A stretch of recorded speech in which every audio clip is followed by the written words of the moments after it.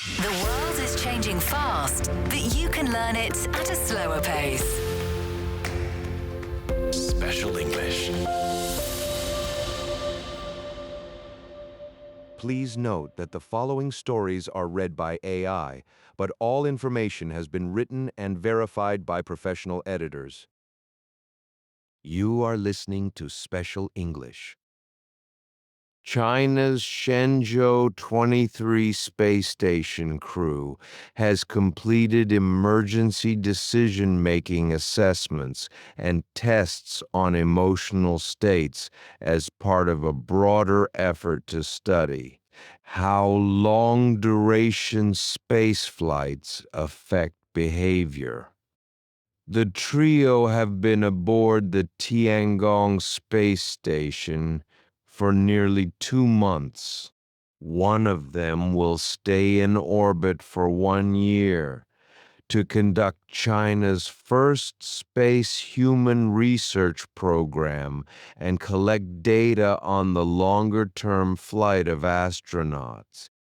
In a recent weekly video released by the China Manned Space Agency, the crew members were seen wearing sensors and VR headsets for brainwave monitoring. The tests are among more than 100 science and application projects underway aboard the station. Besides space medicine, the crew has also installed a radiation biology exposure device and an external camera on one of the space station's lab modules and has conducted cargo tests of measurement instruments.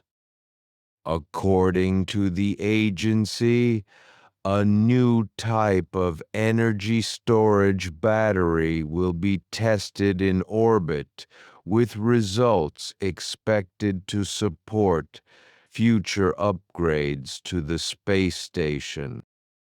China launched the Shenzhou 23 crewed spaceship on May 24th, with one of the mission's highlights being the 1-year in-orbit stay for the crew member.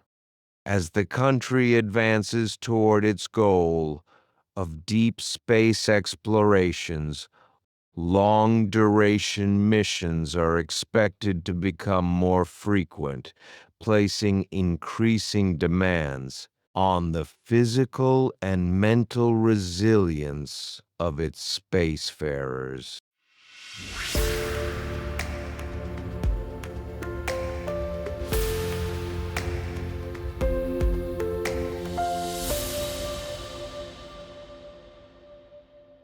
You are listening to Special English.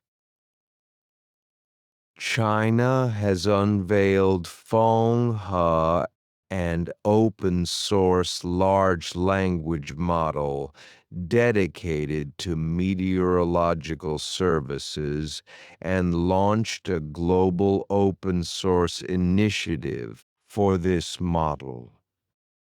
The announcement was made by the China Meteorological Administration during the 2026 World Artificial Intelligence Conference and high-level meeting on global AI governance in East China's Shanghai.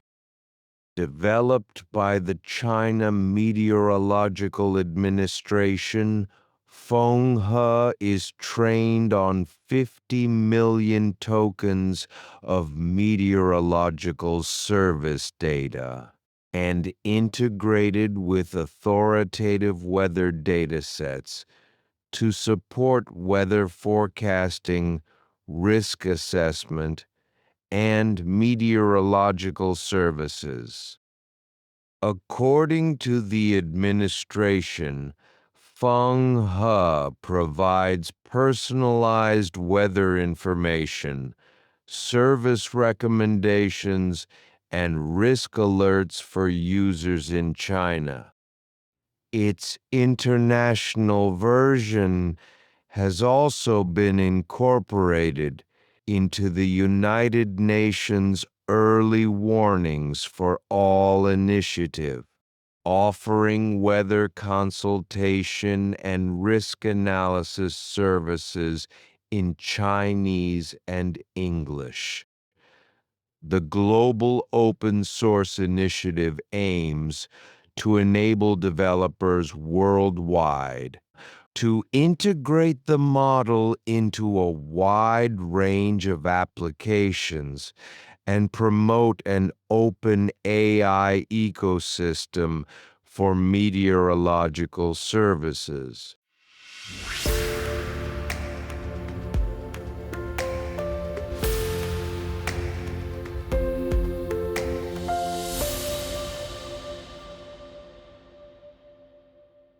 China's domestically developed large passenger aircraft, the C919, will begin its international service on August 12th. The route, operated by Air China, will connect Beijing and Ulaanbaatar, the capital of Mongolia, with one round-trip flight per day. The outbound flight departs from Beijing Capital International Airport at 3 p.m. and arrives in Ulaanbaatar at 5:15 p.m. The return flight leaves Ulaanbaatar at 6:30 p.m. and lands in Beijing at 8:35 p.m. Tickets are now available.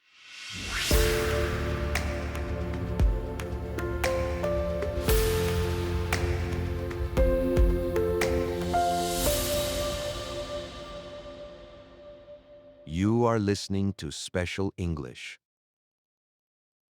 The Macao Museum has inaugurated the Macao's first group of classified movable properties thematic exhibition, showcasing around 100 selected items or sets of classified relics that reflect the city's history and cultural exchanges, organized by the museum and under the auspices of the Cultural Affairs Bureau of the Macao Special Administrative Region Government.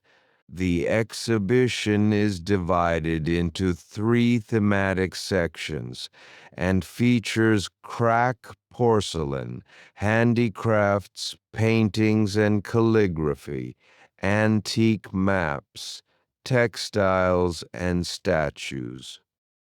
According to the Bureau, the exhibits illustrate Macao's historical role as a trading hub linking China and the West, and highlight the integration of Chinese and Western civilizations.